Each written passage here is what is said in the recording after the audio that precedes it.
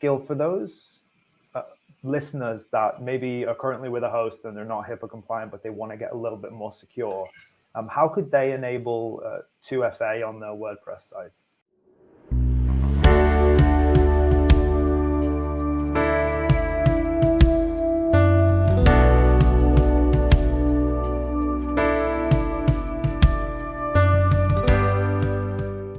Hello, and welcome to the HIPAA Vault podcast, where we discuss HIPAA compliance for WordPress.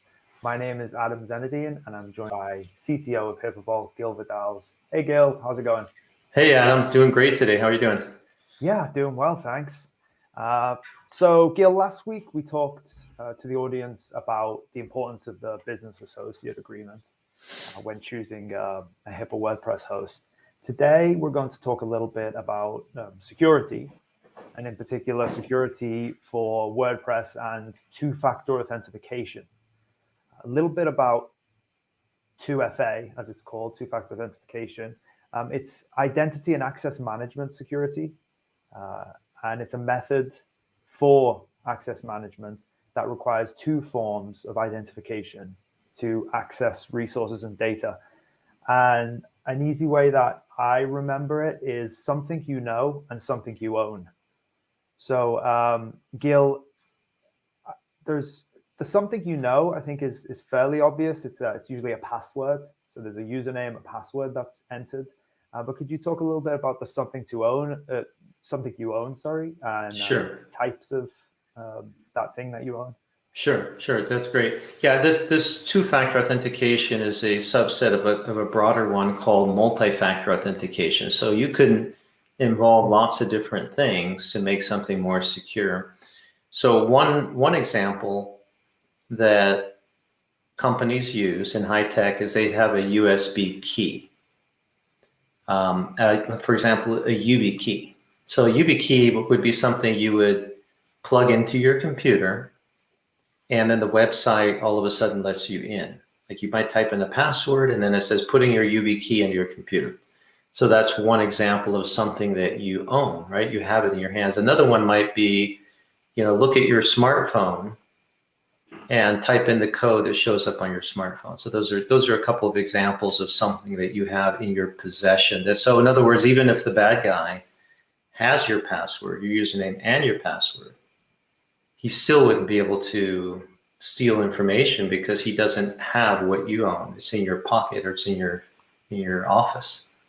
Okay, no, I think that's a helpful way to describe it. And I also understand that you can there's other types of authentication where you can get a code to like your email address, and sometimes SMS as well. I see that with some non-HIPAA applications where two factors required.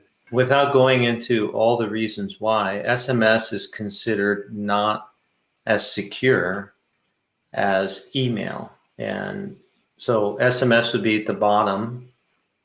So in other words, if the code is going to be sent somewhere, you typically don't want to use SMS. Email would be a better choice, but even better than that would be these tokens that are generated every 60 seconds. So there's an application that resides on your phone, and every 60 seconds it generates a string of digits, usually about 6 digits. And that is better. So whenever you set up these multiple factor authentications, usually you have a choice, and those choices are not equal. They're not equivalent, just to be clear with our audience. Okay, and obviously we do the heavy lifting when it comes to our hosting customers, where we host their WordPress for them and keep things secure. But Gil, for those listeners that maybe are currently with a host and they're not HIPAA compliant, but they want to get a little bit more secure, how could they enable 2FA on their WordPress site?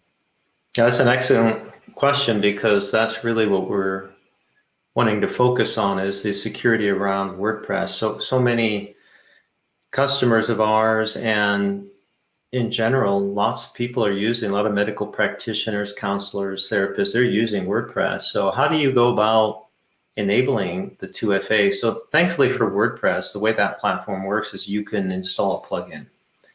And these plugins allow you to use the two-factor authentication. So you install the plugin, and then depending on the plugin, you may have to choose how do you want this code to be sent to the user. Do you want it to go via texting, email, or using an authenticator like Google Authenticator? So you have to make that choice. So I would say the plugin is the best way to handle that.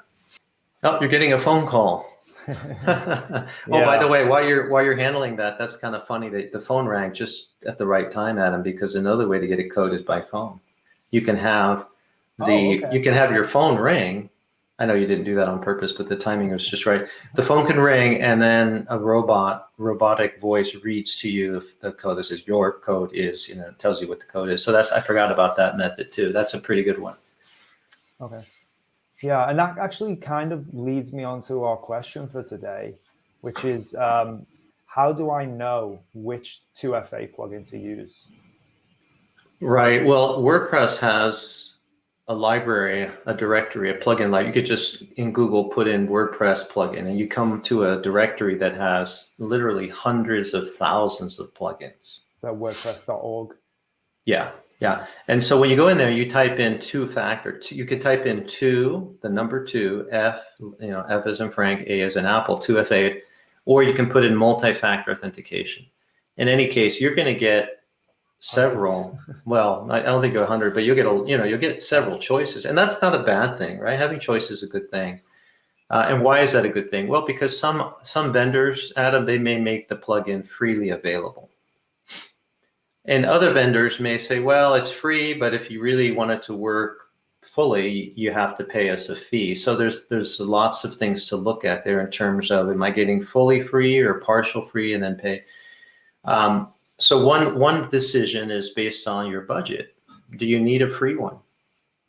And let's say you choose one that's free.